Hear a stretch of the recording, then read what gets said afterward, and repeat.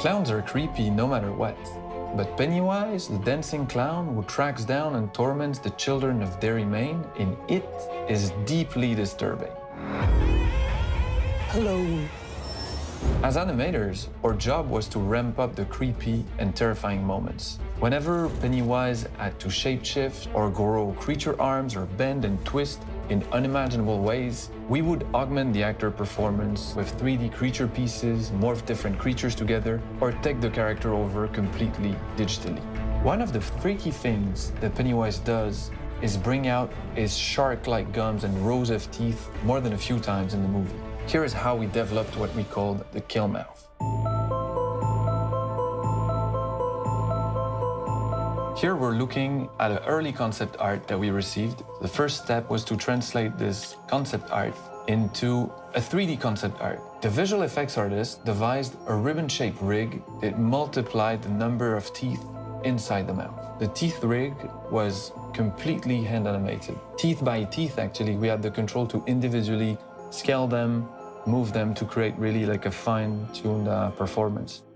I'm going to show you a few examples of how we applied this in a shot context. So here we'll start with a plate, and Bill Skarsgård is already pretty scary.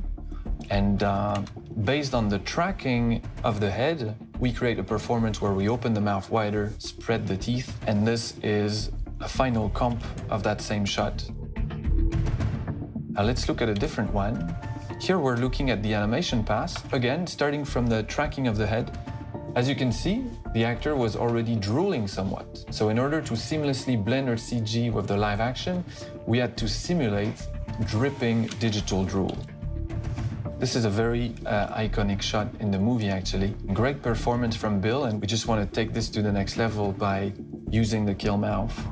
Here is the look at the final shot, which was a lot of fun to animate, as were most of the shots in the movie. There's one scene we knew was going to be really interesting, with the potential to become an iconic horror shot. Here is how we did it.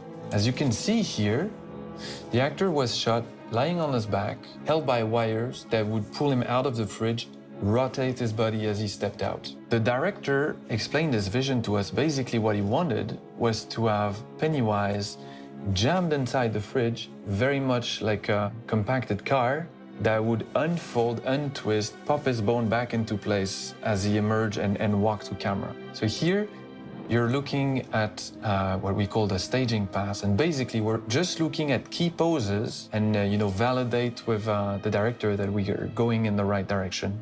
Andy Muschietti, the director, reacted very well to this first pass. Now it was time to spline the animation and flesh out the movement. What you see here is still early animation phase, but we started to interpolate the animation, started to add some detail to the body mechanics. As you can see, we're keeping the live head of Pennywise. This is something that we very often do in VFX. We try to keep some live elements. It's easier to the eye, and also, the performance from Bill here was great, and it would have been a shame not to use it.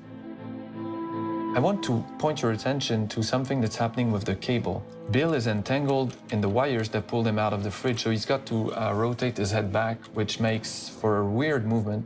And we had to find a way with our CG to somewhat justify this movement. We decided to use his arm, have his arm go over his face. It solved their technical problem, but also added to the creepiness of the character, so it was a really cool solution. I know that Bill Skarsgård, who played Pennywise, had nightmare throughout the shooting and even for a few weeks after, because Pennywise was such a terrifying character to embody. But for us, as animators, we just really enjoyed our experience on the show. And I hope you did as well when you watched the movie.